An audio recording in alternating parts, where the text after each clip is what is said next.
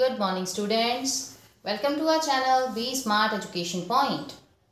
So in this class, we will discuss a very new topic introduced by CBSE, that is assertion and reasoning questions.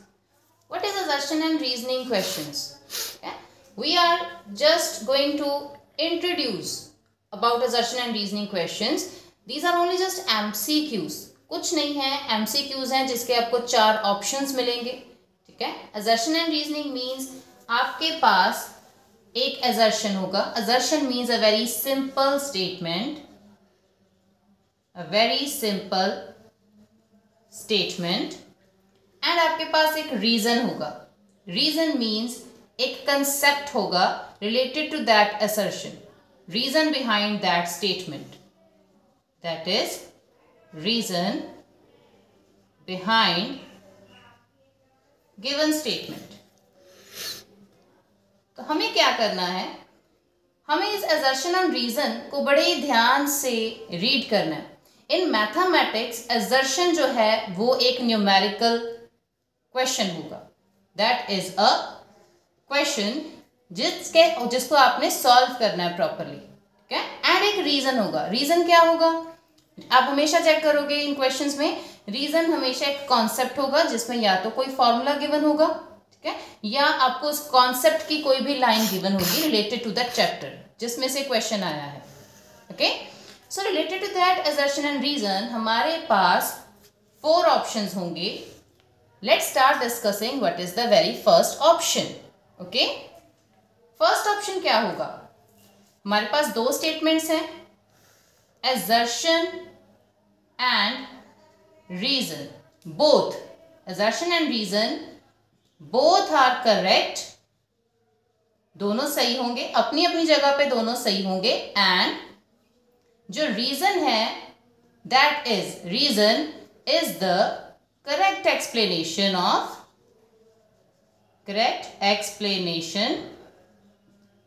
of assertion, which means आप assertion को properly solve करके देखोगे, वो पूरा सही होगा, उसका आंसर हमें गिवन होगा. मैं आपको एक एग्जांपल दूंगी after discussing all these 4 options. Okay. उसमें आपको ये सारी चीजें क्लियर हो जाएंगी.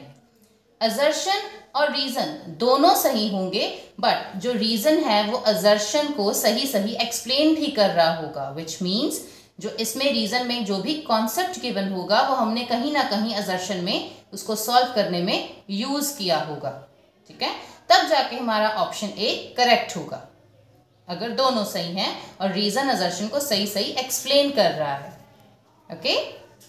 सेकेंड ऑप्शन क्या होगा कि असर्शन एंड रीजन दोनों सही होंगे, बोथ आर करेक्ट, बट जो रीजन है वो असर्शन को प्रॉपरली एक्सप्लेन नहीं करेगा. But reason is not the correct explanation of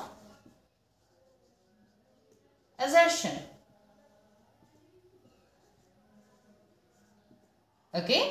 सो ये तो डिफरेंस था ए और बी ऑप्शंस में. बेटा through out all the subjects जिसमें भी आपको assertion रीजनिंग क्वेश्चंस मिलेंगे, ये 4 ऑप्शंस सेम रहेंगे. ऑप्शंस कभी ये चेंज नहीं होंगे. ए पे यही ऑप्शन रहेगा, बी पे यही रहेगा. ठीक है. सी ऑप्शन क्या आएगा हमारे पास, सी में assertion सही होगा, रीजन गलत होगा. assertion is correct and reason is wrong. ये होगा हमारा C option. And the D is opposite, assertion is wrong and reason is correct. So ये होंगे हमारे 4 options through out solving all the assertion and reasoning questions. ये change नहीं होंगे.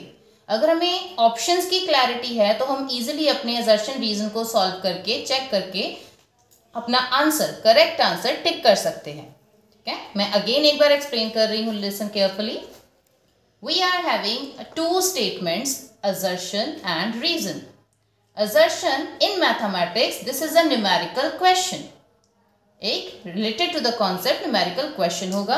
और रीजन क्या होगा, reason behind the given statement, जो आपको स्टेटमेंट गिवन है उस कॉन्सेप्ट से रिलेटेड कोई भी कॉन्सेप्ट हो सकता है, कोई भी टॉपिक हो सकता है, ठीक है।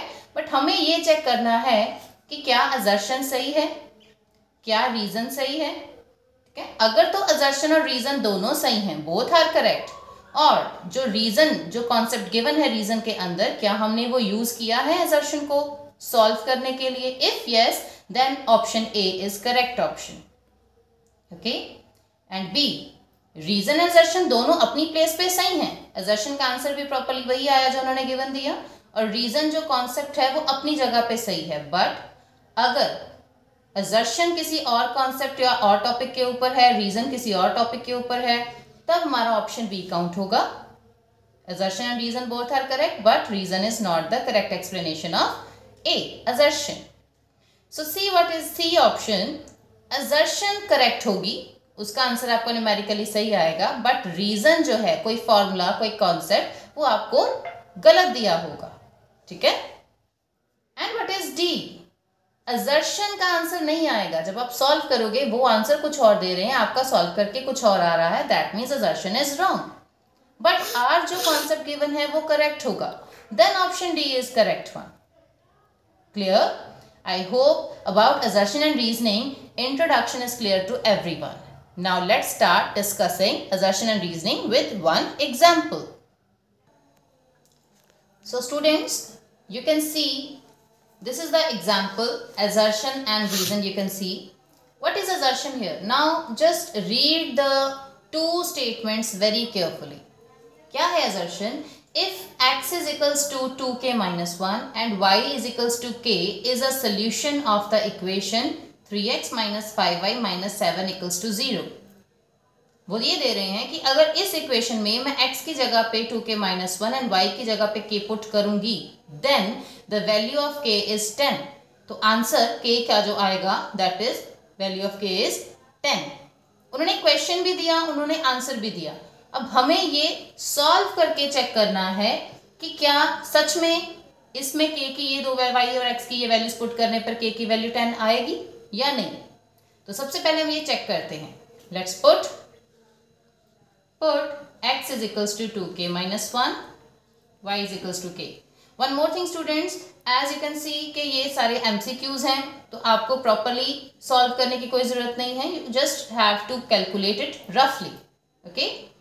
So here 3, on the place of x I am putting 2k minus 1 minus 5, at the place of y I am putting k minus 7 equals to 0. तो अब हमें इसको सॉल्व करना है। 3 2s are 6k, 3 1s are 3, minus 5 into k 5k, minus 7 equals to 0. Now just combine the like terms. 6k minus 5k, it is 1k, minus 3 minus 7, it is minus 10, और जब equal के उस side जाएगा minus 10 तो वो क्या बन जाएगा प्लस 10. दैट मीन्स k की वैल्यू 10 है और वो भी हमें 10 ही दे रहे थे. दैट मीन्स असर्शन जो है वो सही है, असर्शन करेक्ट है. एक चीज तो कंफर्म्ड होगी, असर्शन हमेशा आपको सॉल्व करके चेक करनी पड़ेगी क्योंकि वो एक न्यूमेरिकल होगा. ठीक है, वो एक मैथमेटिकल न्यूमेरिकल होगा. Now what is reason? Now check the reason. As आप पढ़ के आपको पता चल सकता है कि हम ये कौन से चैप्टर में से ले रहे हैं. It is linear equation in two variables. So a linear equation in two variables has infinitely many solutions. Students, जिन बच्चों ने वो ऑलरेडी चैप्टर कर लिया है उन आप सबको कॉन्सेप्ट्स क्लियर हैं, तो आपको पता होगा कि यस, एक लीनियर इक्वेशन जो टू वेरिएबल्स में है उसके इनफाइनाइटली मैनी सॉल्यूशंस होते हैं, which means ax plus by plus c equals to 0. This is the general form of a linear equation in two variables. यहाँ पे मैं xy की जगह पे जो मर्जी पुट कर सकती हूँ और डिफरेंट वैल्यूज लेके आ सकती हूँ. Okay, so there are infinitely many solutions. इसका कोई एक यूनिक सोल्यूशन नहीं है. एक given linear equation in two variables के इनफाइनाइटली मैनी सॉल्यूशंस होते हैं. दैट मीन्स रीजन भी हमारा क्या आ रहा है, करेक्ट.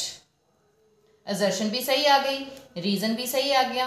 अब हमने अभी जो पीछे 4 ऑप्शंस देखे थे उसके अकॉर्डिंग चेक करो. अगर दोनों चीजें सही हैं तो ऑप्शन ए और बी में से कोई आंसर करेक्ट होगा. अब आपका जो मेन काम आएगा वो होगा ये चेक करना कि क्या रीजन assertion में कहीं यूज हुआ है या नहीं। यहाँ पे हमें इनफाइनाइटली मैनी सॉल्यूशंस दे रहे हैं, बट इन द assertion वो हमें एक पर्टिकुलर सॉल्यूशन दे रहे हैं एक गिवन इक्वेशन का। तो इनफाइनाइटली मैनी सॉल्यूशन का कॉन्सेप्ट गिवन assertion में कहीं यूज नहीं हुआ। देयरफॉर आपने सीधा सीधा आंसर क्या लिखना है, ऑप्शन बी इज करेक्ट। और ऑप्शन बी क्या था हमारे पास, assertion भी सही है, रीजन भी सही है, but reason is not correct explanation of assertion. So here option B आपका करेक्ट आंसर है। आई होप स्टूडेंट्स आपको ये एग्जाम्पल क्लियर हो गई होगी और आपको इंट्रोडक्शन भी क्लियर हो गई होगी। ये 4 options through out the assertion reasoning questions same रहेंगे। आपको सिर्फ चेक करना है assertion सही है या नहीं, रीजन सही है या नहीं। Okay, according to that tick the correct options.